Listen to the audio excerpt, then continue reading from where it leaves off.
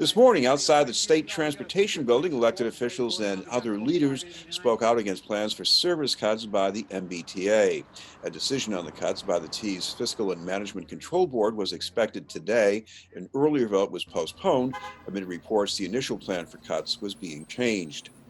The Metropolitan Area Planning Council released a report that showed that Black riders spend 64 more hours per year on buses relative to white riders, to their neighbors. This forging ahead plan, as outlined, will only exacerbate and entrench these disparities and worsen the burdens that COVID has placed on regular riders and drivers. We caution that at the very time when the vaccines will be taking effect and people will be inoculated, we're cutting the service and destroying the economy and destroying people's ability to participate in business and in the economy as well.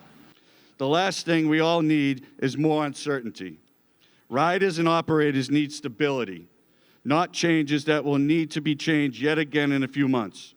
Instead of focusing on hasty, misinformed cuts, the MBTA's leadership should be focusing on progressive revenue and supporting public transportation. This is difficult and dangerous times for us, and we're asking the Fiscal Management and Control Board to not make it more difficult on people who have already suffered the greatest loss during this pandemic. We're asking them to reconsider these cuts and to make sure that we protect the people who have protected us through this entire pandemic. Public transit is a public good, and it needs to be preserved.